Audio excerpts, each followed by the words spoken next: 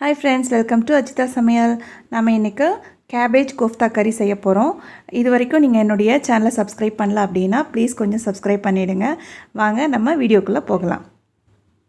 இப்போ நான் வந்து Cabbage Kofta Curryக்கு வந்து ஒரு half முழுசா இருக்குறதுல பாதியா கட் பண்ணி எடுத்துர்க்கேன்.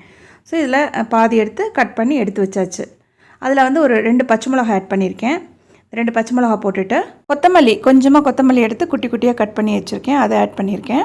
அதுக்கு அப்புறம் சின்ன சைஸ் வெங்காயம் இதையுமே பொடி பொடியா நறுக்கி வச்சிருக்கேன். இதையும் போட்டுக்கலாம். பெரிய சைஸ் ஆனியன்னா பாதி போதும் உங்களுக்கு. அதுக்கு அப்புறம் இது வந்து பன்னீர். பன்னீர்ல பாதி ஒரு 50 கிராம் இருக்கும்னு நினைக்கிறேன். இத நல்லா ஸ்மாஷ் பண்ணிட்டு இதையும் போட்டுக்கிறேன். அப்புறம் வந்து பொட்டேட்டோ ஒரே ஒரு உருளைக்கிழங்கு அவிச்சு வச்சிருக்கேன். இதையும் ஆட் பண்ணிருக்கேன். சோ இதெல்லாம் போட்டு நல்லா பிசைஞ்சிக்கலாம். இன்னொரு விஷயம் என்னன்னா நீங்க இது எதுமே போடாமலும் செய்யலாம். வெறும் முட்டைகோஸ் மட்டும் வெச்சே பண்ணிக்கலாம். இது வந்து கொஞ்சம் உப்பு அதுக்கு அப்புறம் வந்து இதுல வந்து நான் வந்து ஒரு 3 டேபிள் ஸ்பூன் அளவுக்கு கடலை மாவும் 1 டேபிள் ஸ்பூன் அளவுக்கு கார்ன் ஃப்ளவர் மாவும் ஆட் பண்ணிருக்கேன். டீஸ்பூன் கிடையாது டேபிள் ஸ்பூன். சோ இதெல்லாம் நல்லா பிசைஞ்சு விட்டதுக்கு அப்புறமா இதுல வந்து ஒரு 1/4 டீஸ்பூன் அளவுக்கு மஞ்சள் பொடியும் 1 டீஸ்பூன் அளவுக்கு ரெட் சில்லி பவுடர் அப்புறம் ஒரு 3/4 டீஸ்பூன் அளவுக்கு தனியா பவுடர் ஆட் பண்ணிக்கலாம். ஆட் பண்ணி இதையும் நல்லா பிசைஞ்சிக்கலாம். எல்லாமே நல்லா மிக்ஸ் ஆகிற அளவுக்கு நல்லா டைட்டா பிசைஞ்சிக்கோங்க. நல்லா பிசைஞ்சிட்டு அதுக்கு அப்புறம் நம்ம வந்து உருண்டை பிடிச்சிக்க வேண்டியதுதான். இது வந்து இப்போ பிசைஞ்சிட்டு பாத்தீங்கன்னா ஒரு மாதிரி பிசு பிசுன்னு இருக்க மாதிரி தான் இருக்கும். அதுக்காக நம்ம வந்து பயப்பட வேண்டிய அவசியம் கிடையாது. இப்போ நம்ம உருண்டை பிடிக்கிறப்ப கொஞ்சம் கையில வந்து ஆயில் தடவிக்கிட்டு அதுக்கு அப்புறம் உருண்டை பிடிச்சிக்கலாம். நம்ம கொஞ்சம் பிடிச்சிட்டு இருக்கும்போது நம்ம கையெல்லாம் பாத்தீங்கன்னா ஒரு மாதிரி பிசு பிசுன்னு இருக்கும். அப்ப திருப்பி கொஞ்சம் தண்ணியில கையை நனைச்சிக்கிட்டு நீங்க பிடிச்சி உருண்டை பிடிக்கிறப்ப ரொம்ப அழகா வரும் உருண்டை உங்களுக்கு. சோ நமக்கு எந்த அளவுக்கு சைஸ் தேவையோ அது அளவுக்கு ரொம்ப பெருசா இல்லாம அழகா மீடியம் சைஸ்க்கு இந்த அளவுக்கு பிடிச்சா போதும். இந்த மாதிரி தான் வரும். முட்டைகோஸ் அந்த இதெல்லாம் மேலே அப்படியே ஒட்டின மாதிரி தான் இருக்கும். சோ இதே மாதிரி இருக்கும். இதை நம்ம உருண்டை பிடிச்சி எல்லாத்தையுமே உருண்டை பிடிச்சி எடுத்து வச்சுக்கலாம் நம்ம. பாருங்க நான் கையில எண்ணெய் தேய்ச்சிட்டு தான் பண்றேன்.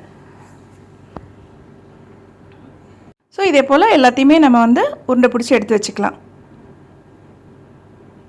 சோ இப்போ எல்லாத்தையுமே பால் மாதிரி அழகா உருட்டி எடுத்து வச்சாச்சு. இது வந்து நமக்கு கோஃப்தா கறி செய்யறதுக்காக நான் எடுத்து வச்சிருக்க பொருட்கள் இதெல்லாமே. இது வந்து நான் ஒரு ஆனியன் 2 ஆனியன் எடுத்து கட் பண்ணி கொஞ்சம் கொத்தமல்லி வச்சிருக்கேன். தக்காளி அப்புறம் வந்து இது 2 தக்காளி இருக்கு இதுல. 2 டீஸ்பூன் அளவுக்கு ஜிஞ்சர் garlic பேஸ்ட் வச்சிருக்கேன். அதுக்கு அப்புறம் இதெல்லாம் அதுக்கு தேவையான மசாலா பொருள் எடுத்து அப்படியே வச்சாச்சு. இப்போ நம்ம வந்து செய்ய ஆரம்பிச்சிரலாம். ஸ்டவ் ஆன் பண்ணி கடாய் அடுப்புல வச்சிருவோம்.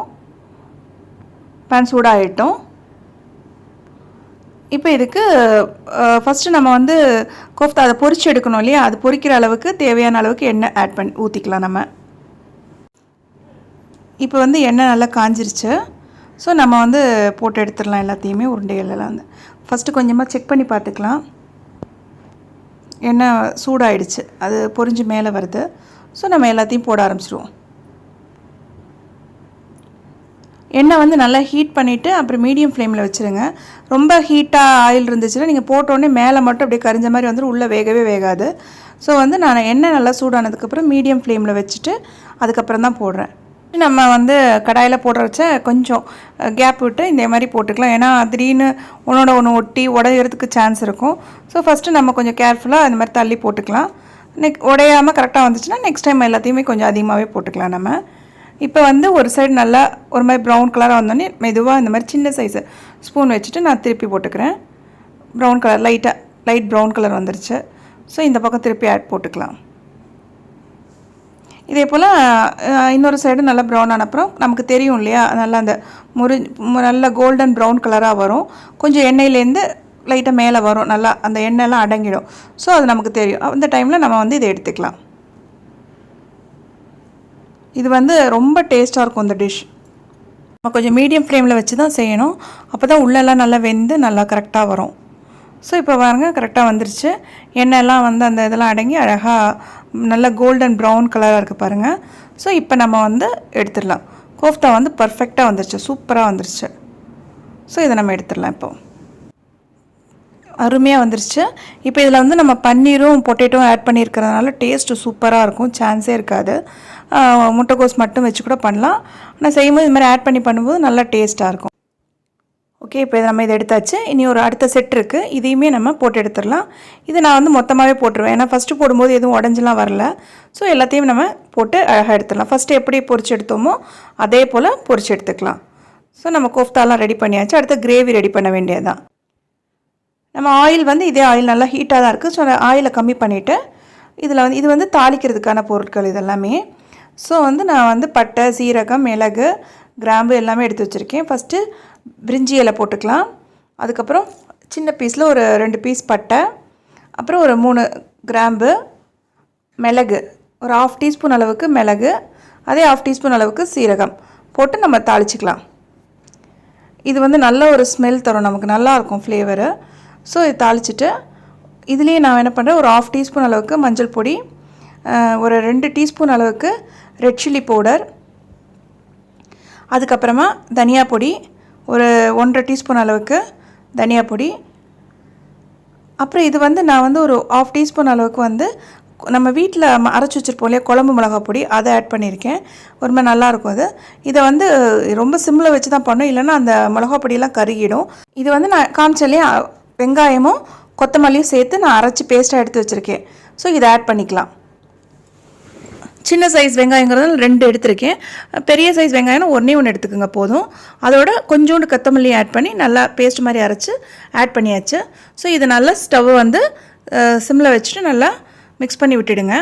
மிக்ஸ் பண்ணதுக்கப்புறம் இது வந்து 2 தக்காளி காமிச்சாலையும் அதையுமே தக்காளி வந்து பேஸ்ட்டாக அரைச்சி எடுத்தாச்சு. ஸோ இதையுமே இதில் ஆட் பண்ணிக்கலாம். ஆட் பண்ணி இதையுமே கொஞ்சம் நல்லா மிக்ஸ் பண்ணி விடுங்க. அந்த பச்சை ஸ்மெல் போகணும் இல்லையா, ரா ஸ்மெல் போகிற அளவுக்கு நல்லா வதக்கி விட்டுட்டு இது கொஞ்சம் நல்லா வதங்கினதுக்கப்புறமா நம்ம வந்து அந்த இஞ்சி பூண்டு பேஸ்ட் எடுத்துருக்கோம் இல்லையா, ஜிஞ்சர் கார்லிக் பேஸ்ட்டு, இதை ஆட் பண்ணிக்கலாம். போட்டுட்டு இதையுமே நல்லா மிக்ஸ் பண்ணுங்கள். இந்த கிரேவி வந்து அவ்வளோ நல்லாயிருக்கும். இது வந்து ஃப்ரைட் ரைஸ், நூடுல்ஸு, சப்பாத்தி இந்த மாதிரி எதுக்கு வேணாலும் நம்ம யூஸ் பண்ணிக்கலாம். அவ்வளோ டேஸ்ட்டாக இருக்கும். கண்டிப்பாக வந்து செஞ்சு பாருங்கள், மிஸ் பண்ணாதீங்க, அருமையாக இருக்கும் இது. ஸோ இது நல்லா மிக்ஸ் பண்ணி விட்ருவோம். அந்த பச்சை ஸ்மெல் போனோம் இல்லையா, அது வரைக்கும் நல்லா மிக்ஸ் பண்ணிவிட்டு உப்பு ஆட் பண்ணிக்கலாம். நம்ம ஆல்ரெடி அந்த கோஃப்தா அதுக்குமே உப்பு ஆட் பண்ணியிருக்கோம். ஸோ இது கரெக்டாக கொஞ்சம் ஆட் பண்ணிக்கணும். உப்பு ஆட் பண்ணி டேஸ்ட் பண்ணி பார்த்துக்கோங்க. இது வந்து நான் தயிர், இது வந்து ஒரு 3 டேபிள் ஸ்பூன் அளவுக்கு இருக்கும் தயிர் வந்து நல்லா ஃப்ரெஷ்ஷாக இருக்கட்டும், புளிச்சு அப்படி இல்லாமல் நல்லா ஃப்ரெஷ்ஷாக இருக்கும் இல்லையா தயிர், அது மாதிரி அதை ஆட் பண்ணிக்கிட்டோன்னா நல்ல ஒரு டேஸ்ட் கொடுக்கும் நமக்கு. ஸோ அந்த தயிரையுமே நல்லா மிக்ஸ் பண்ணி விட்டுக்கலாம். இப்போ எல்லாமே நல்லா மிக்ஸ் பண்ணியாச்சு. இப்போ நான் ரெடி பண்ணி எடுத்து வச்சுருக்கோம் இல்லையா, பொரிச்சு வச்சுருக்க கோஃப்தாலாம் இதில் ஆட் பண்ணிக்கலாம்.